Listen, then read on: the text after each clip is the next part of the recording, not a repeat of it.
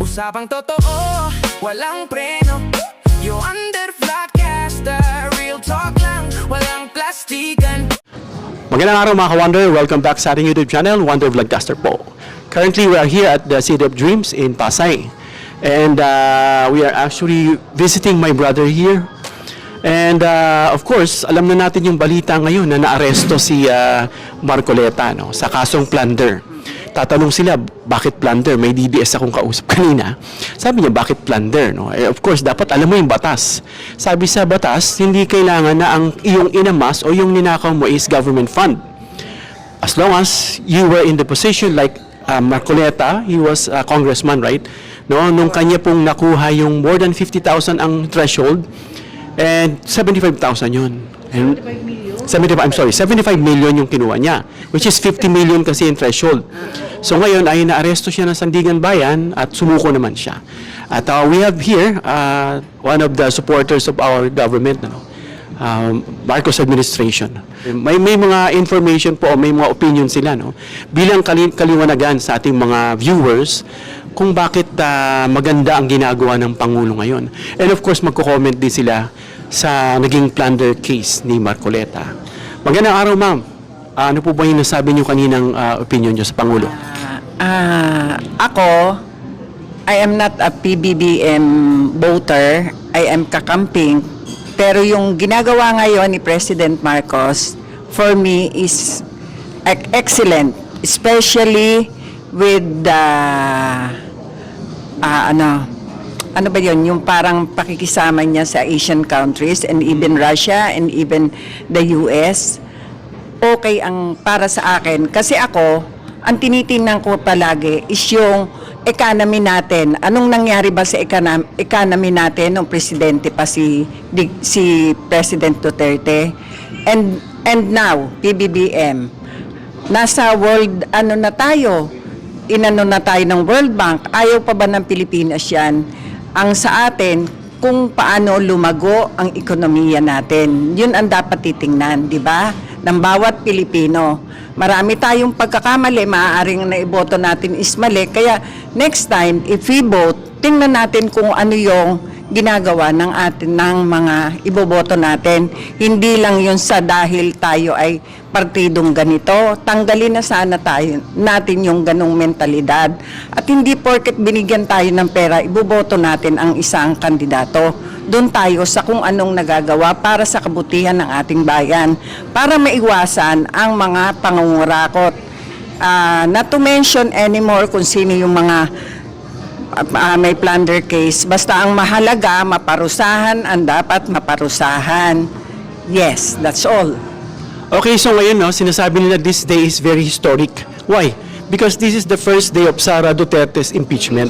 July 6 po, no, dyan sa Senate, where the Senate themselves will stand as the senator judges and the Senate itself will stand as the Senate court.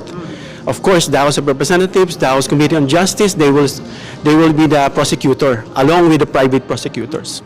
So, alam na natin na binunyag ng Pangulo yung scandal sa flood control, wherein binabaligtad na siya raw yung mastermind along with his cousin Romualdez Marcos.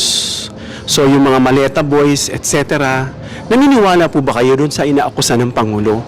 Ang naakusa laban sa Pangulo na itong plunder case, na itong mga siya raw ang mastermind nitong mga nakawan, itong mga flood control and everything, wherein alam natin 2016 pa siya nag-start. Sino po ba sasagot? Ano yun? Hindi ako naniniwala na siya yung mastermind ng flood control kasi hindi naman siya government official during that time na nabunyag yung mga yan eh. Time pa ni DDS yung mga corruption eh. Mas ang lalaki nga ng mga nila noon, mga figures nila. Kaya lang siya ngayon ang nagsiwalat niyan. Kaya I do not believe on what they are saying. So right now nakasalang po si Sara Duterte, no? Do you think she's guilty? Guilty siya kasi ayaw niyang humarap eh. Dapat harapin niya yung kanyang case para maipagtanggol niya personal yung kanyang case na yung sa kanya impeachment. siya mismo ang sumagot, hindi yung mga lawyers niya. Dapat manggaling mismo sa kanya. Okay, so yung cases niya, no, alam natin, isa ron yung grave threat sa Pangulo, sa First Lady, tsaka sa dating House Speaker. At kung ano-ano pa, kasama rin yung kanyang confidential fund, SALN. May mga ayaw siyang pabuksan dun sa kanyang, sa bangko, no? So, do you think guilty rin siya, Madam? Yes. Yes. If you are not guilty, malaya kang haharap sa buong Pilipinas, sa buong sambayan ng Pilipino. Ipapaliwanag mo na hindi yan akin or akin ba yan. Magpaliwanag ka. Where are you now? So, sa tingin nyo, kasi naririnig din natin, for formality lang daw yung gagawing impeachment.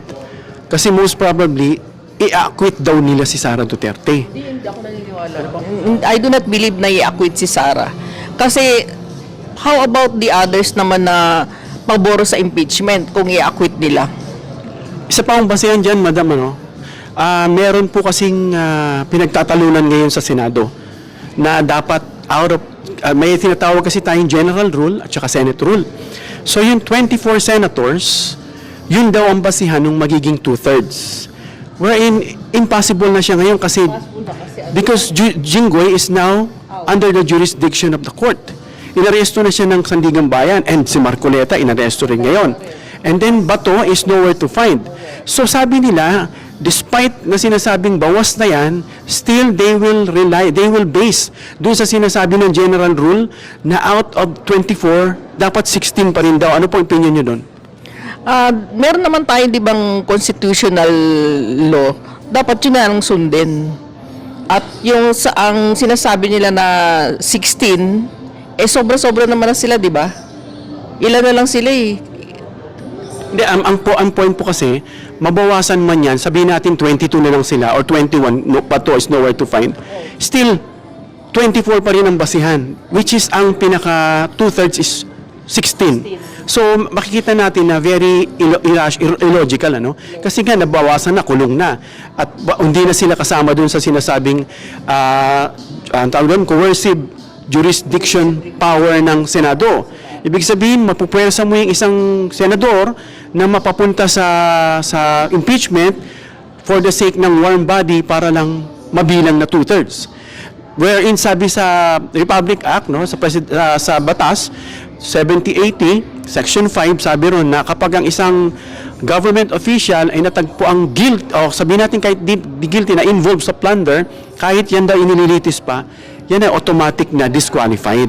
So ano ba sa tingin nyo mangyayari doon? Dahil ang sinasabi ni Senator Lacson, makikiusap sila dito sa Sandigang Bayan na paatinin si Jinggoy and then maramang si Marcoleta rin, and but Bato is nowhere to find. So that makes them 23. No?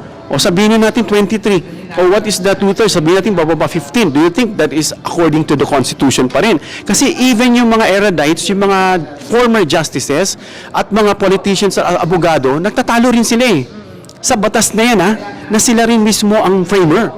Pero sila mismo nag-argue. Pero alam na natin yung nangyari na, Avellino versus Cuenco, nang nangyari noon, na yung 4 na senador ay nasa ibang bansa while yung 3 ata noon nakakulong. So, ang kanilang quorum noon bumaba. Pero hindi naman yun impeachment ang usapin. Ang usapin kasi noon ay yung pagpapalit ata ng liderato. So, ito yung nagiging problema ngayon. Na ang mangyayari niyan, babase ba sa general rule o sa rule ng Senate? Yun po yung nakikita nating dilema. So, pagdating naman dyan, ang sinasabing presider, it's either Chis Escudero or Wing Gatchalian. Wala naman kasi sinabi ang batas na a presider must be a lawyer. But much better it would be a lawyer kasi alam niya na yung kalakaran.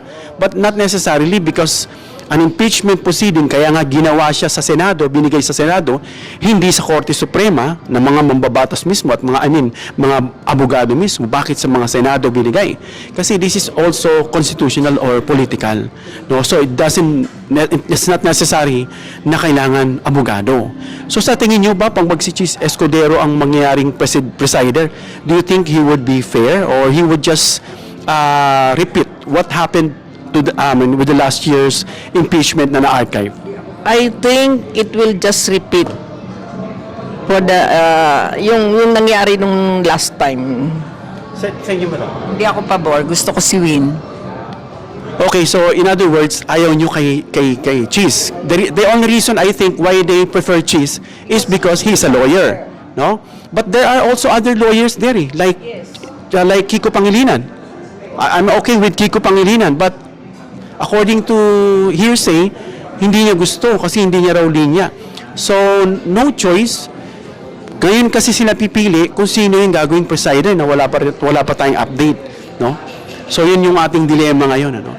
Na baka raw i-acquit si Sara dahil kulang sa bilang. O, yun po, ano? Let's pray na lang for the better.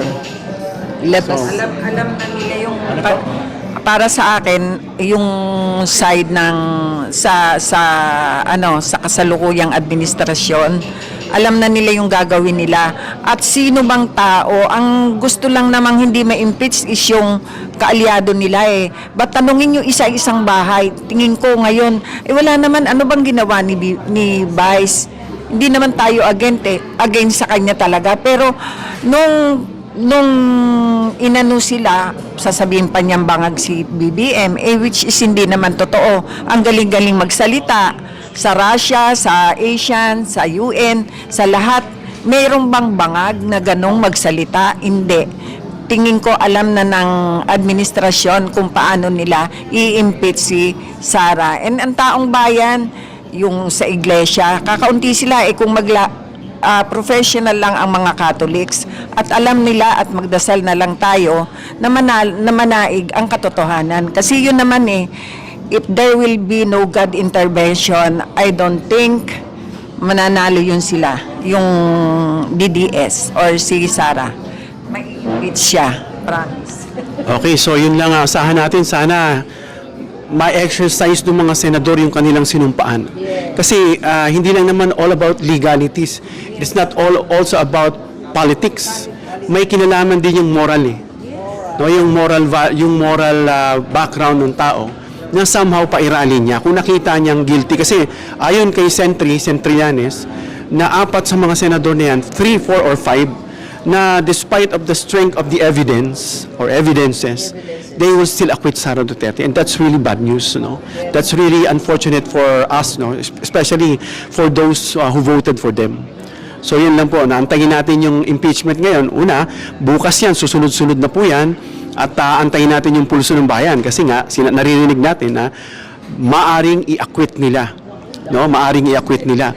Pero alam natin na ang taong bayan, alam natin ang taong bayan nag-aabang sa labas at magkakaroon ng sinasabi nilang we are not actually calling the public to go to the streets para hindi tayo nagpo-promote ng sedition dito, rebellion, We are actually for the truth, for the accountability and transparency ng mga hinalal natin.